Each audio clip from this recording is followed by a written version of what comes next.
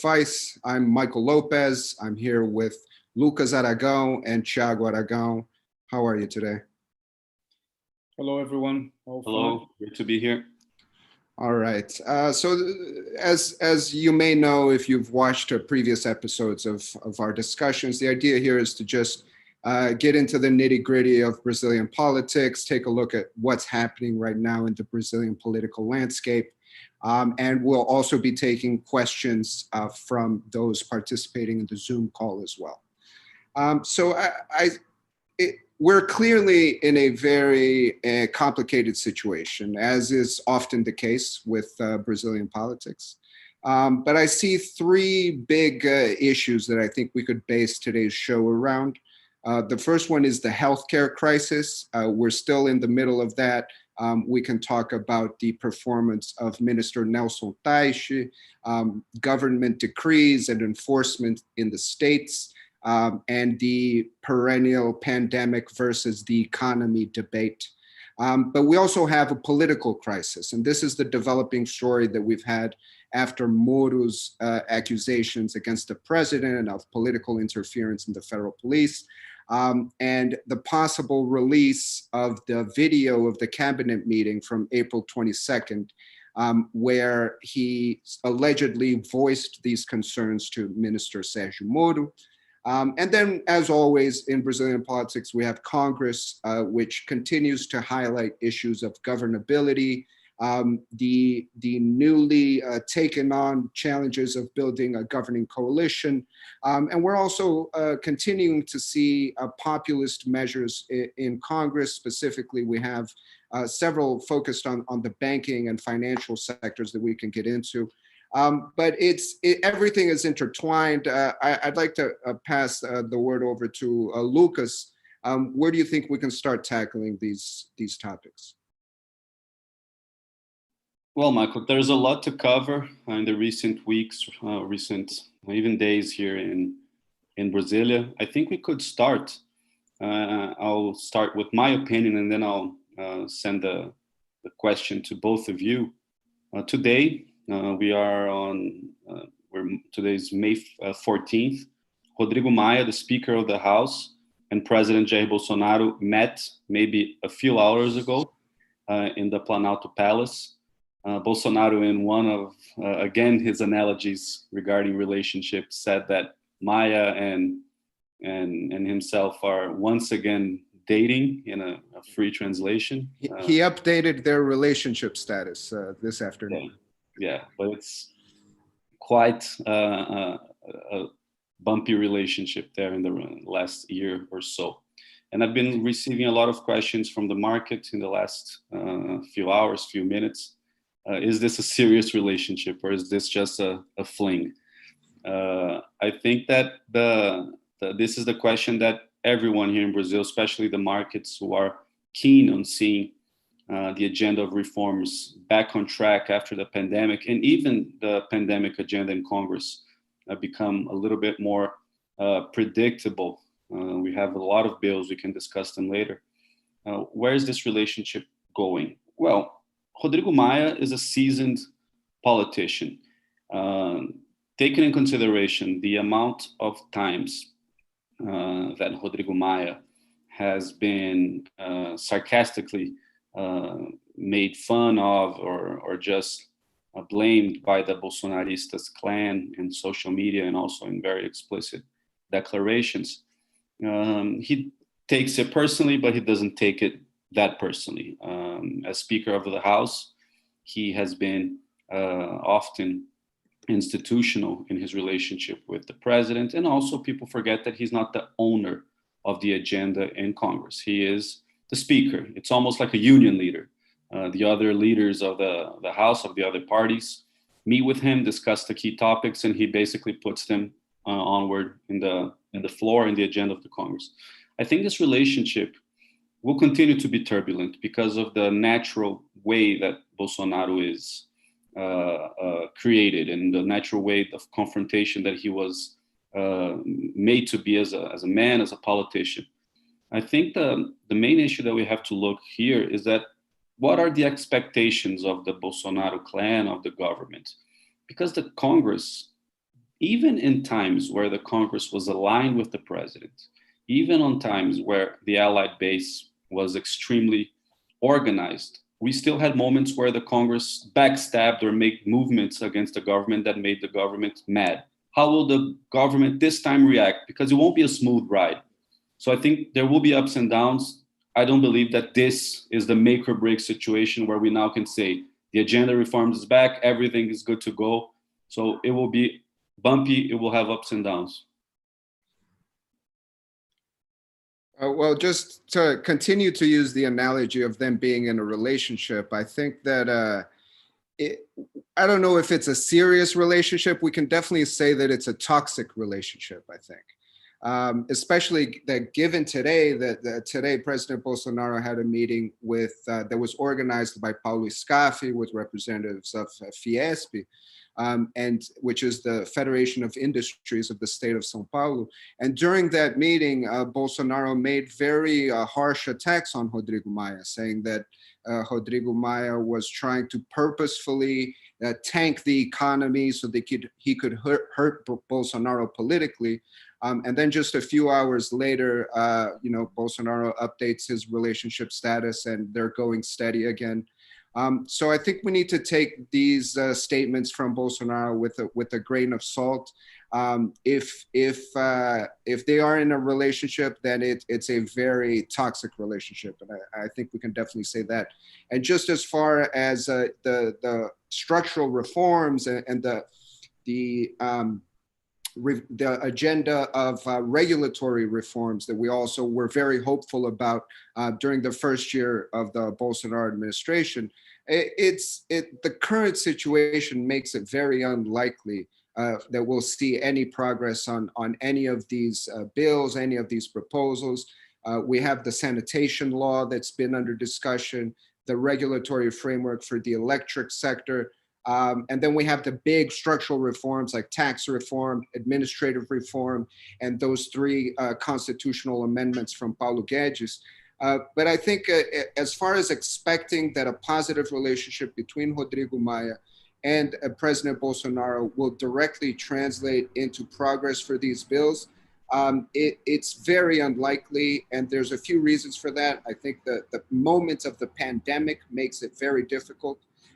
We have municipal elections, which are still, it's up in the air whether they're going to be postponed or not. We recently, with Arko, had a discussion with Minister Barroso, where he delved into that conundrum on what will happen, and it will take a lot of debate and negotiation anyways.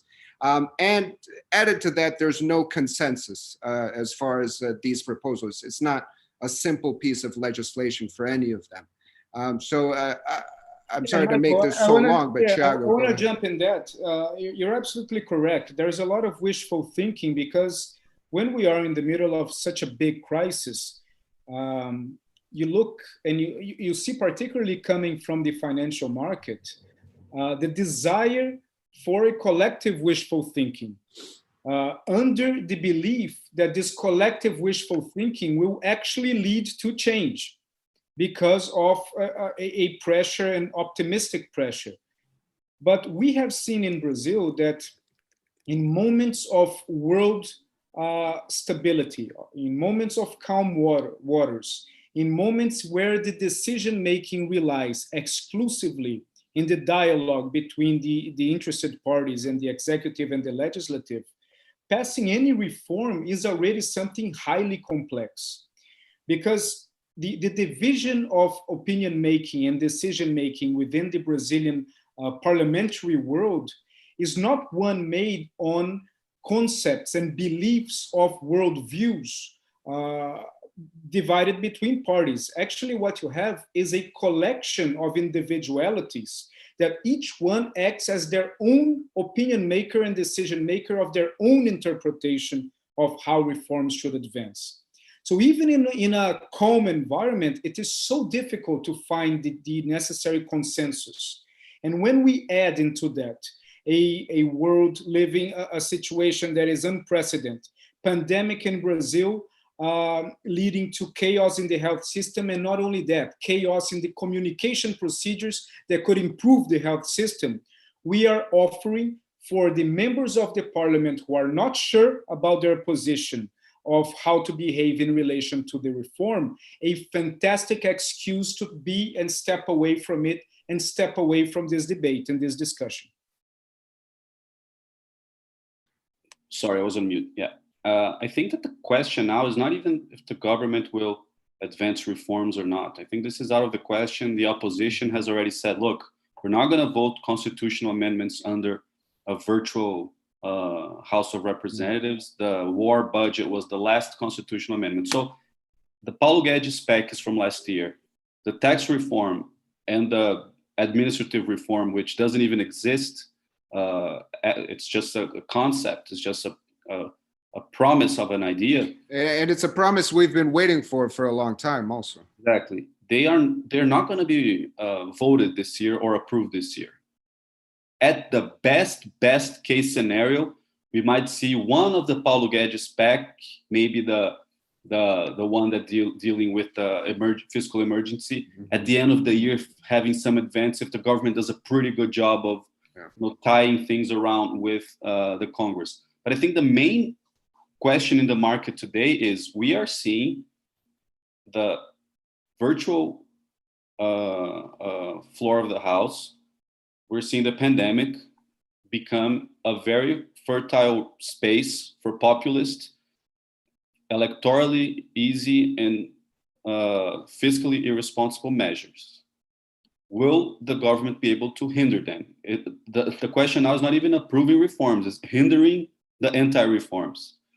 I think that today we are moving better than we were a week ago. We have today two proposals in Congress that are very bad for the population. They seem good, but they are not interesting to the eyes of the population. The first one, which caps the price that can be offered by the banks and the tax that the banks for the overdraft in the bank accounts. They are huge. Don't get me wrong. It's an absolute crazy amount that the banks are charging users to use the overdraft. However, it's a service. It's not a God-given right for the banks to give overdraft. And credit cards are also included in that proposal as well. And credit cards and overdraft, like any other products that you cap the price, the banks might say, okay, it's not interesting to me anymore. It's risky. I'm just going to take them off the market. Just like the debates we had with mileage from aircrafts and airplanes a few years ago. And obviously that the governments and obviously that society and banks need to discuss the outrageous banking spread, the fact that we have a little competition, the fact that banks charge a lot for the overdraft and for credit card taxes. However, capping from one day or the other won't be the solution. The government and the market is worried about this. I feel that they will be able to hinder the discussion a little bit more. But I also feel that the CSLL, the social contribution over lucro líquido. Yeah, it's like a tax on profits for the banks. I always think revenue, but it's profit. The social contribution for the profit, which the pension reform already increased from 15 to 20%, and there's a bill that made the market super stressed from 20 to 50. First of all, 50 won't be the case. And that bill was on the voting agenda for next week. But still, you're right. And just before we move on to that one, I wanted to add on the interest rate cap and the overdraft fee cap. Like you said, clearly a very populist measure. Voters would be very happy if there was a limit to how much interest they could be charged. But at Arko, we spoke to several senators that were considering this proposal and talking to different people. And what we heard directly from the Senate is that there is no consensus really about the proposal. There were some discussions on how complicated it is to directly intervene in financial instruments like that and the precedent that it sets. And there were some alternative ideas that were being discussed, like indexing the maximum interest rate to the Selic, the central bank's benchmark rate.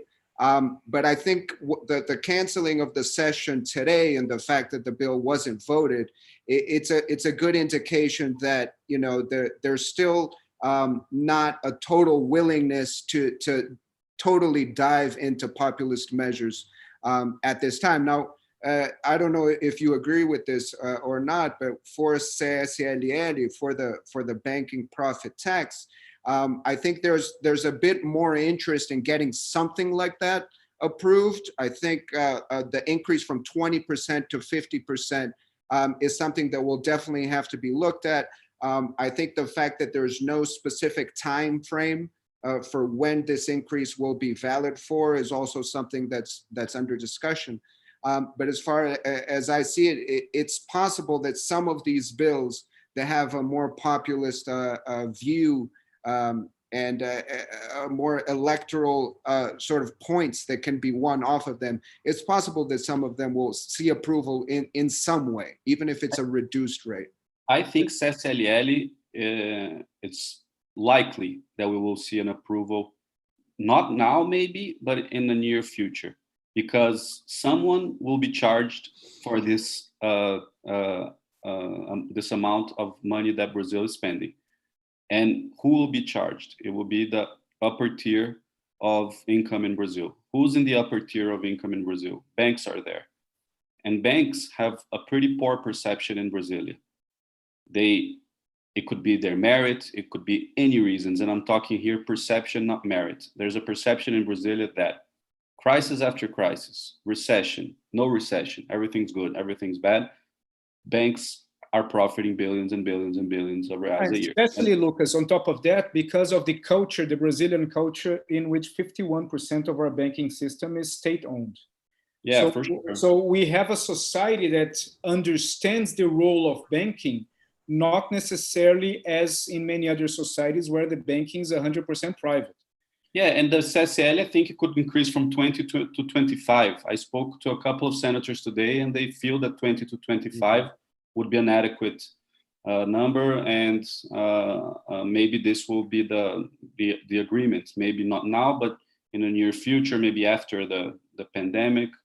But again, what I think worries the most is that without an allied base, the liberal agenda of Guedes are just ideas, and the government has become a passenger in the train of the agenda. There is two different trains in Brazil. One is the train of ideas led by Guedes, and in this train we have Bolsonaro, we have Guedes, we have Mansueto, and then we have the train of the actual public policy, which is led by decision-making train.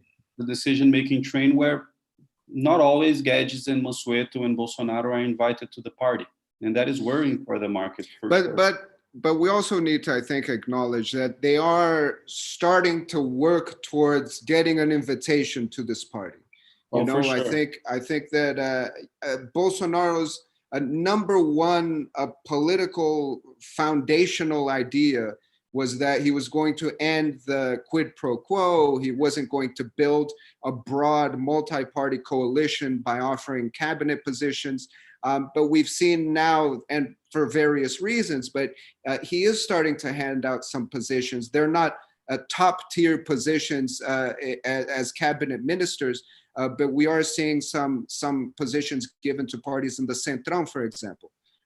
We have, and even in the healthcare ministry, in the Ministry of Healthcare, and in other, in the Northeast Department for Drought Works, for example, these are being offered to parties in a system that's very similar to what Bolsonaro deems old politics and something that he was been very critical. Michael, I was talking today with one of our clients, and he brought in a concern, which I thought it was very interesting.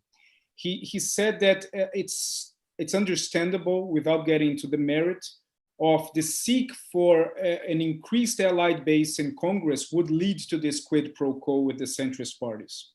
However, he mentioned, and we were debating about that the size of the kingdom that Paulo Guedes has inside the government related to the control of the economy is considerably bigger than the size of the kingdom of any previous finance minister that we ever had.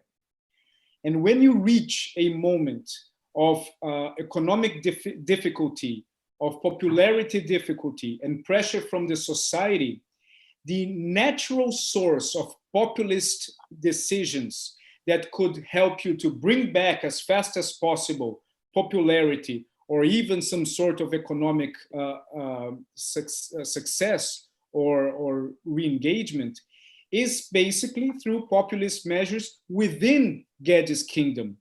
And we all know that there are many individuals in the centrist parties that would love to take positions within that kingdom.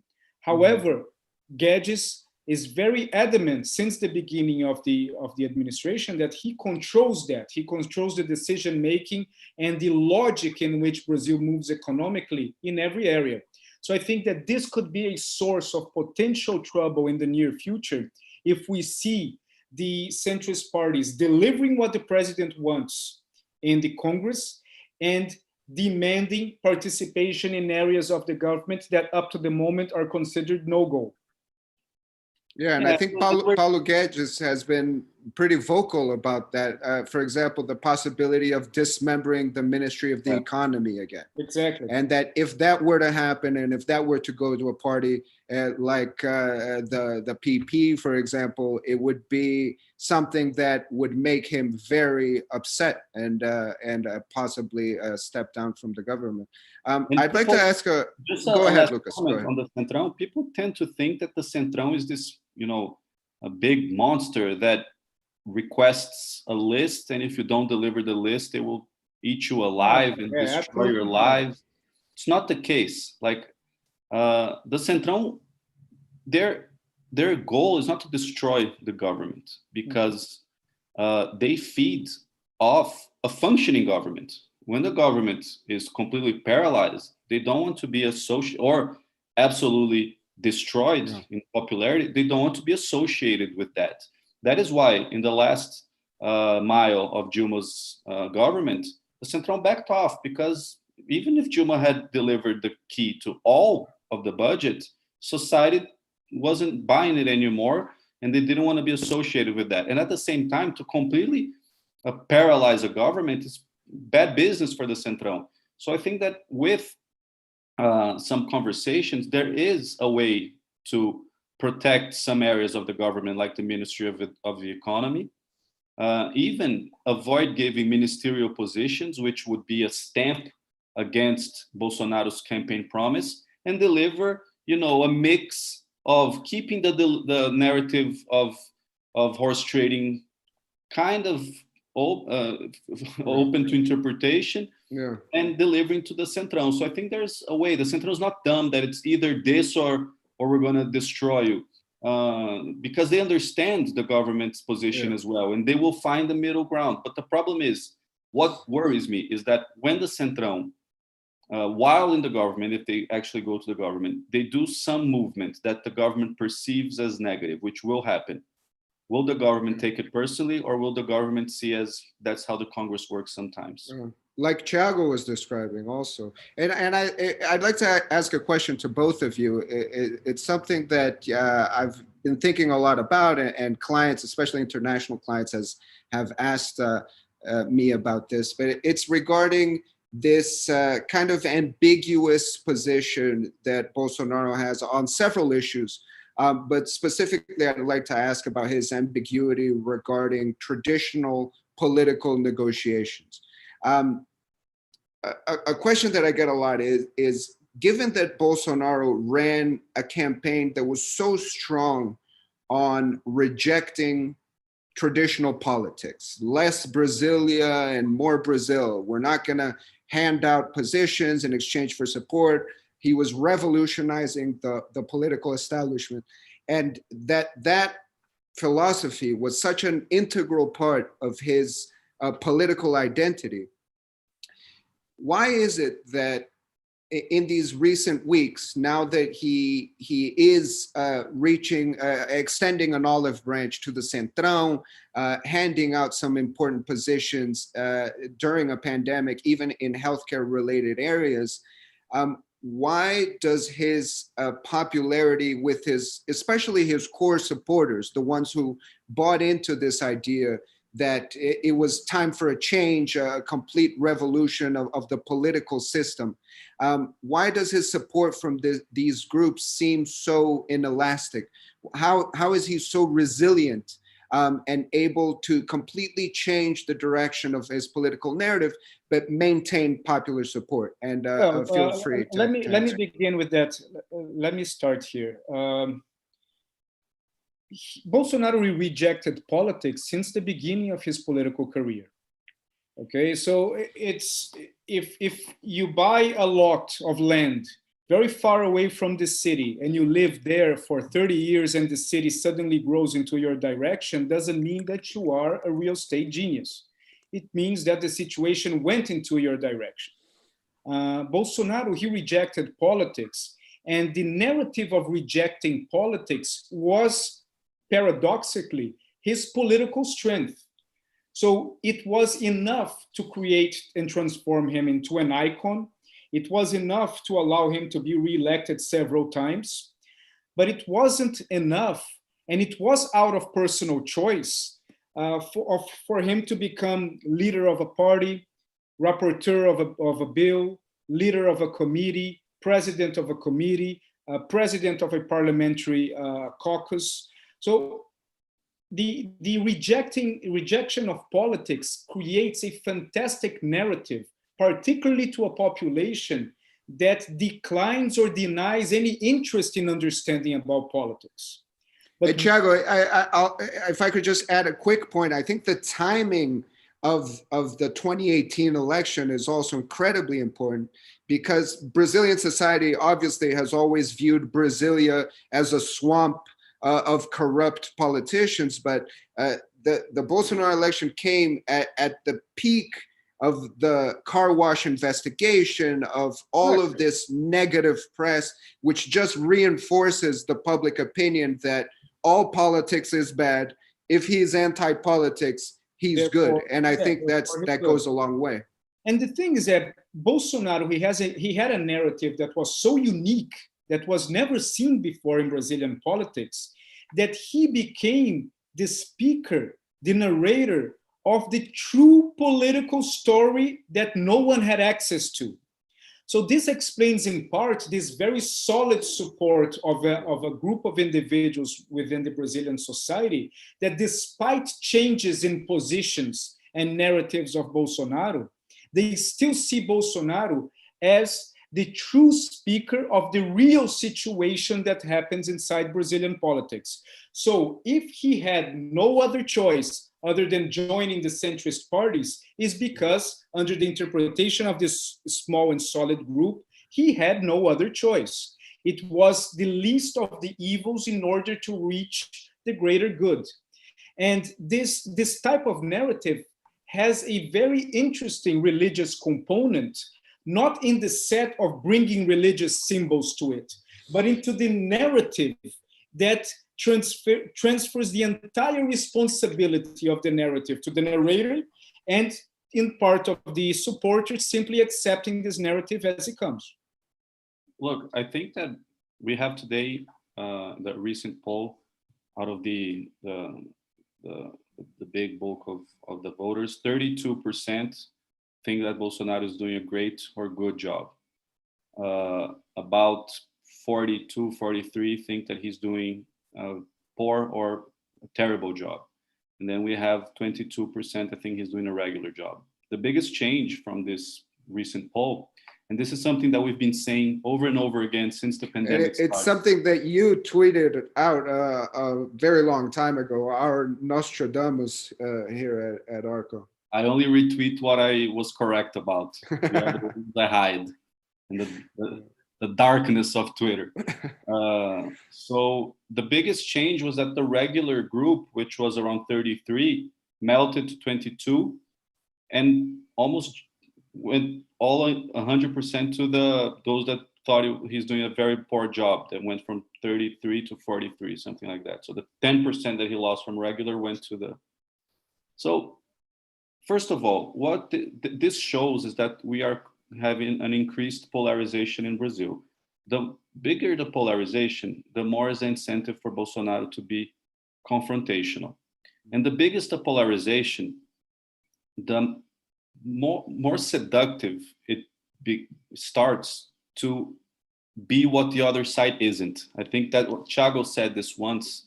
I won't be so eloquent with the words that he used at that time, but he said that Bolsonaro and some of his supporters, they were more defined by what he wasn't than by what he was, meaning that his entire campaign was on the errors of previous administrations and being different from those administrations, not being and being direct, speaking directly to the people, I think, which directly is to the people. Now, truth be told, and credit be given to President Bolsonaro, this is a government that, comparatively speaking, and I'm not going into the merit here, but the perception of the population, especially looking back to recent scandals, is a much less scandalous government in terms of corruption than the other governments were.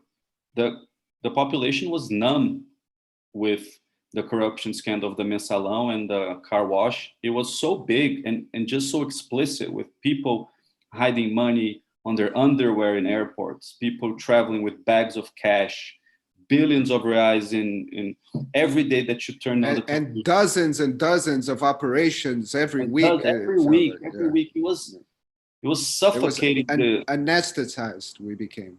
We really did. So when the population looks today to Bolsonaro, there's obviously that group more linked to the petismo, lulismo, that always rejected him heavily. And then you had the center that rejected some parts of the package but accepted others. And now they are slowly moving into the not liking him at all, but for different reasons. Not that they are becoming petistas or lulistas. They still reject lulismo and petismo, but they don't like Bolsonaro for the multiple controversies that he got himself into.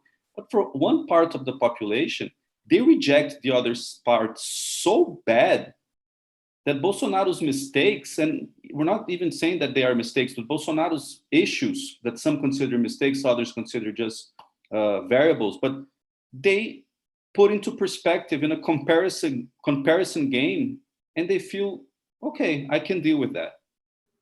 Because he is able to create and construct this narrative. I think that if Bolsonaro had followed a group of parties that weren't so scandalous in how the Brazilian politics system was designed, he could be now in a poorer situation than he is. But comparatively, we are coming from a numb moment in our society regarding to corruption, and that gives Bolsonaro the upper hand when talking about it. And I think this is one of the reasons there is this group of electors that their tolerance of patience with Bolsonaro is much higher than with the regular politician and the regular political party. Yeah, if I could add to that, I think another strategy that I think the government has deployed very successfully in protecting the administration from a lot of criticism has been this war with the press also, because in delegitimizing the press and making his core supporters feel that, all of the press is leftist, I can only believe what I hear directly from the president on Twitter. And I think that the use of social media by the government is also just a huge change in political communication that we've seen in our lifetime. And when you add this direct connection to an individual who is very informal, somebody who speaks like Brazilians speak in the streets, and you can get information directly from him while discrediting the press, I think that makes for a very strong combination. And then the last point I think that we should also mention is that one of the most important reasons why Bolsonaro's support is very unlikely to fall below 20%, I would say, is that what is the political alternative? There's really no viable political voice or opposition in Brazil anymore. Maybe Moro could be the voice. maybe Moro. But the PT, the left, which was traditionally in the elections, this close to winning the elections, they put all of their chips into the free Lula movement, and then Lula was freed, and then they really didn't have any narrative. But I think you're right. I think Moro is a big possibility for this other figure, and that allows us to transition into the next subject of conversation, but let which me is just this make political one, crisis. Let me just make one point here that I think it will even help the transition. Great. What we saw also in the strength that Bolsonaro demonstrated in the social medias, particularly on Twitter and others, is represents part of the new way of being elected in Brazil. The discrediting of the press, as you were well describing, comes also from the choice of the press to become informal as a way to penetrate the Twitter as an opinion maker in a moment that every single individual could be the journalist, the reporter for everyone else. So part of the power of the press throughout the centuries has always been the formality of the press, has always been the grandiose aspect of the press and how they portray themselves as impartial readers of the story. When we have the press trying to become more like Twitter, more like an individual that writes something bombastic, it naturally diminishes the importance of to many of the readers who used to consider and look at the press as a major opinion maker. And then Moro comes in the sense that for Moro to become a very, very competitive candidate in a continuous manner, right now he is strongly supported and endorsed by part of the press, by a lot of the population, but he also needs to gain the narrative in the social medias, because it is easier to be crushed in the social medias today than to build your own image through the social medias. The chronology of those two things are very different. So if Moro actually wants or perhaps dreams about being president one day, his engagement with social media has to be considerably different and more similar in a way that Bolsonaro is engaged to social media. But he won't do this at this I believe, I don't think he will. It's too aggressive for him to just out of the blue start becoming this political actor. I agree with you. I think he will wait and see for the next chapters. And you know, I think that's interesting because I agree with Lucas, and I think proof of that lies in the change that happened so quickly among Bolsonaro supporters after Sergio Moro resigned from the position of the Ministry of Justice. And what we saw, especially on social media, was Bolsonaro supporters taking specific stories from different months of the administration and reconstructing a narrative which previously to this, the narrative was Moro is the symbol of the fight against corruption. He was the judge, the main judge and the most important anti-graft corruption investigation, I think, in modern history. And he was a very powerful symbol of this. I remember early in 2019, in the first year of the Bolsonaro administration, we would describe Paulo Guedes and Minister Moro as unfireable ministers. But situations change, and the attacks that he is now receiving make it clear that the ability to construct a narrative is more important than anything, especially in the age of social media when everything happens so quickly. And then added to that, Moro doesn't really have very many friends in the political world either. And because he was the judge that was so central in making the lives of those who engaged in what they call the ties of capitalism, the system of governance where specific companies would receive benefits from congressmen or parliamentarians in return for electoral support. we have to remember that the car wash investigation completely revolutionized electoral politics, especially in Brazil, given the elimination of electoral financing. And there is a lot of resentment against Moro, especially in Congress. That's it.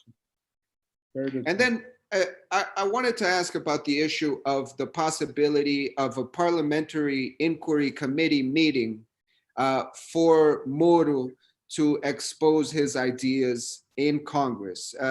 Early on, when Moro resigned following the accusations that Bolsonaro was trying to interfere politically in the federal police, with an implied reasoning that he would be trying to protect his family, there was the possibility of Congress approving parliamentary inquiry committees in Congress to examine the issue of this political interference. How likely do you think the installation of these committees is, and why? And I'll let you guys answer before I give you my opinion. Well, I think, first of all, we're in a virtual Zoom-based or WebEx-based, not to give, I think it's Zoom that they're using in the Brazilian Congress. I'm pretty sure it's Zoom. It's very hard for the CPIs, as we call, and any other committees to work during virtual sessions. So this dramatically reduced the temperature of the need for a CPI to be installed, first of all. Second, Rodrigo Maia, behind closed doors, to some of his allies, has said that he doesn't see the need for a CPI at this moment. And just as for people who are listening, the CPI basically has the power to investigate, but at the end of the day, they are usually investigating what the courts and the police and the public prosecutors are already investigating. So in most cases, sometimes it becomes more of a theater or a place to display political support or lack thereof to that cause or that person or that issue than an actual investigation that will lead to finding out a specific issue that will, change the course of the case. So first, the virtual rooms don't help. Rodrigo Maia is not buying it so much. And in fact, all the CPI committees, their work is suspended right now. Suspended, yeah. And second, Congress doesn't like Moro, so they're not going to give him a stage for him to, tell whatever he has to. Moro is the enemy there. Yeah. They're not going to give him the spotlight to rise. Yeah, so I don't think there will be a CPI. We could see, for instance, Moro being invited or invited to speak at some other committee, like not a CPI, but just a general committee, to give his version of the facts by the opposition, and the opposition could do that to try to discredit Bolsonaro. As we've seen in the last year or so, the opposition and the Centrão, sometimes giving a moment of controversy of the government, they would invite Minister of Education, Abraham Weintraub, or Paulo Guedes, or Ricardo Salles, the Minister of Environment, just to create a spotlight for a moment where their situation is not the most comfortable one. This could be the case with Moro, but I don't believe in a CPI to investigate this, especially if the investigations, because CPIs have a timing, a big thing happened, and then a CPI and an investigation in the courts happen at the same time, and they dispute a little bit of the spotlight. And one feed the other with leaks coming from the press and interpretations from the press. And yeah, so, and go ahead, Michael. Sorry. No, if I could just add to that, I think if we think about it, strategically, who would be most interested in having a CPI for Moro to get out his figurative machine gun and attack Bolsonaro? It would be the opposition. And the opposition not only has the same hatred of Moro because of his focus on Lula, but they are also the ones who have the most electoral interest in keeping Moro outside of the running. Because ultimately, there's only 2 spots in the runoff round in 2022. And if the left or the PT or whoever represents this has to fight somebody like Sergio Moro, for this spot in the runoff round, it makes it much more difficult. For sure. Exactly. Yeah. All right, I think we need to talk about the video. Lucas, would you like to give some background on this April 22nd meeting video and what we've been seeing now daily as the new episodes of this novela, this soap opera that keeps having new chapters every day? Sure. There was this meeting, ministerial meeting in the Palácio do Planalto. It was recorded for just for internal historic purpose, as some other ministerial meetings are. As I talked with members of the Planalto Palace, it's a formality. It has a secrecy on it, so you can't just show it around. And in this meeting, Moro used this meeting as one of his evidence to say that he was pressured to change the superintendent of the federal police in Rio de Janeiro and other interferences in the federal police. A lot of questions regarding if the secrecy should be taken out or not, given that it was, in fact, a ministerial meeting where discussions were being made, remarks were being made at the time, ministers and the president himself understanding that it was a private meeting. So you can imagine that some things were obviously said that they wouldn't like to see it in public, according to sources mentioning Supreme Court ministers, China, other members of the Brazilian Federation, like the governor of São Paulo, João Glória. So it would obviously bring some tension, an unwanted tension, because some discomfort as well. Yeah. So now the police watched the video, and it's now a piece of evidence. Bolsonaro has said that he wants the secrecy off for the moments that he spoke, and Moro wants the secrecy for everything off, or at least for his part. Bolsonaro has been flip-flopping, I think, a little bit on whether he's going to release it. At one point, he said he was going to subtitle the video so that he could release it. And then he said, well, actually, he was advised not to release it. And I think just before we get into the video, I think an interesting element of how these things change is how they're communicated, and specifically the now traditional conversations that Bolsonaro has at the gates of the Alvorada Palace, which is just a couple kilometers away from here.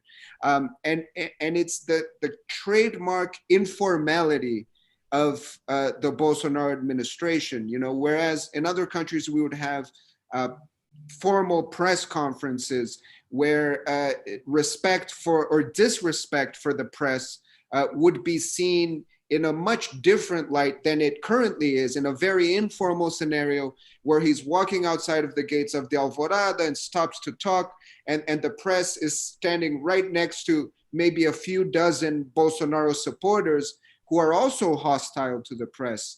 I think it's a very unique phenomenon to the Bolsonaro administration, the level of this informality and but not Michael, only... I see even a strategy on that. If you observe the narratives where Bolsonaro wanted to portray himself more as an individual, as a friend, as someone closer to his supporters, he talks in a scenery that he is basically very informal, and he's just a guy talking informally to his supporters. When he wants to emphasize his power as president of Brazil and to enhance the importance of the executive, then he talks in the scenery of the presidential palace with the background behind him, emphasizing the image of president of Brazil. So once he alternates from one to the other, it matches the type of message that he wants to deliver. But the big question in Brazil has been, will the video, the content of the video, be the silver bullet against Bolsonaro? A lot of stress in the market 2 days ago, because the political website, O Antagonista, said that the content of the video was devastating. And Augusto Aras reportedly also by a journalist said that when he saw the video, he said it was incredible. Yeah, but again, we spoke. Arko made a conference call internally when that happened, the partners. And the first thing that we said was, look, not always what is devastating to the press is devastating to the political world. We have to remember Michel Temer. When Temer's video came out, the audio came out a day before the transcript came out at O Globo. And the transcript was much worse. I'm not defending Temer on that episode, but there's levels of shock value for a conversation with someone while you're president.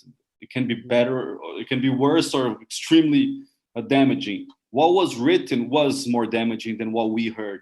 So we always take it with. And I think, sorry to interrupt, but just briefly, even the press, very prominent journalists acknowledged that they had overblown the scenario of the tapes that were made of the Michel Temer conversation. Yeah, I think what we have to question is, okay, it's devastating, it's shocking, but will this lead to anything practical? Or will the 30% who hate him be shocked and devastated, while the 30% that like him will be, whatever, and the 25% in the middle will be like, let's see, and if they pen to one side or the other. The 40% that dislike him will be shocked for sure. The 30% that like him, they're already shocked. They're already shocked since day one. And Lucas, another thing, devastation in politics is an agreement. It's not an event.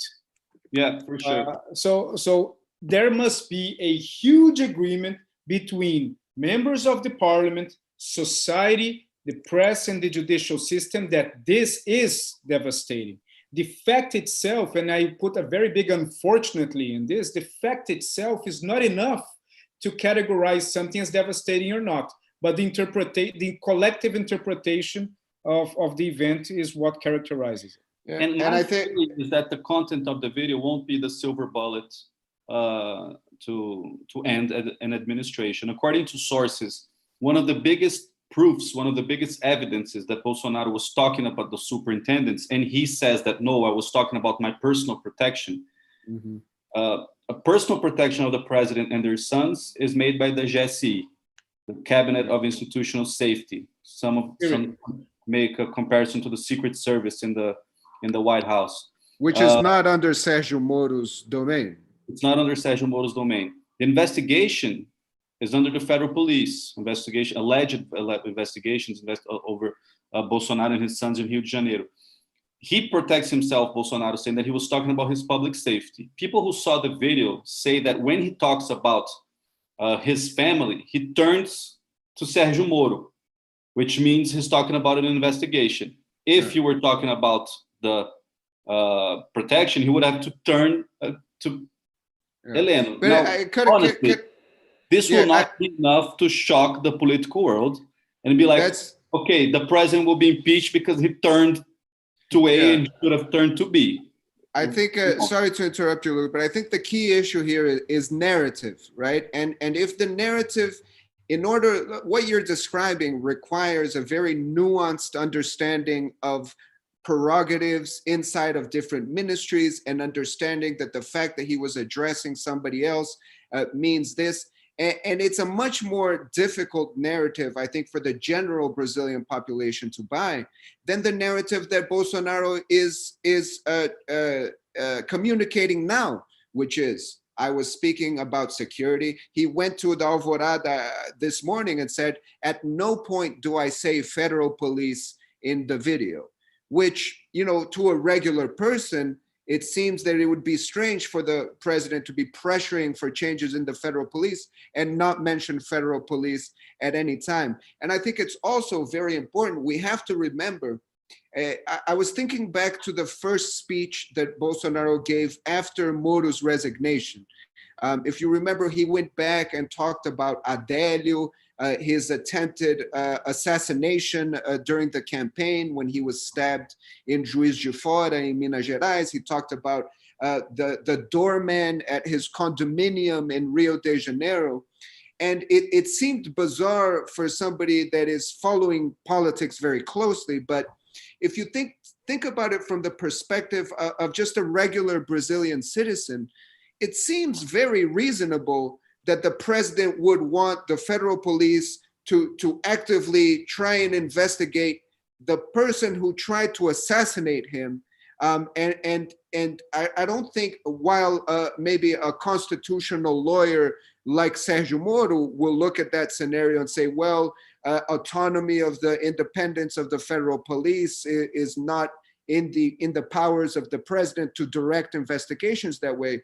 For the regular population, it seems a very reasonable request. And I think Bolsonaro is using this strategy purposefully and effectively. And just one last comment. We have different tiers in any society, obviously. We have, even in civil society itself, different tiers of education levels, of access to information. And then you have press, you have businessmen with different levels of understanding of politics, level of what will shock them in politics and not. The same argument that you used was used in favor of Moro when Intercept website had access to the leaked messages between Moro and members of the public prosecutor's office. That was content that shocked constitutional lawyers, shocked members of of the press, but wasn't enough to shock society. No, because it requires a level of understanding of what shocks society and what shocks the politicians is very different from what shocks the extreme high end of the intellectual elite and academia. What shocks society is what if they saw in their immediate community or circle of friends that would make them shocked. So it is something that they wouldn't ever do in their lives. Yeah. So what we call in Portuguese fofoca. So texting about someone else to another person, everyone's done that. It's not shocking. Yeah. So it has to be something that goes way beyond normality and way beyond the small vices that that the voters, they interpret and they look. Like going back to the car wash investigation, photos of 70 million reais in cash in a room is something that will shock the entire population, as it did. Okay. I hate to say it, but I think we're running out of time. We could go on and on about this war of narratives that we will continue to see, especially given that this video could be leaked or made public at any second now. But we'll keep those discussions to our next meeting. Thank you to everybody who watched, and we'll see you next time. Thanks, guys.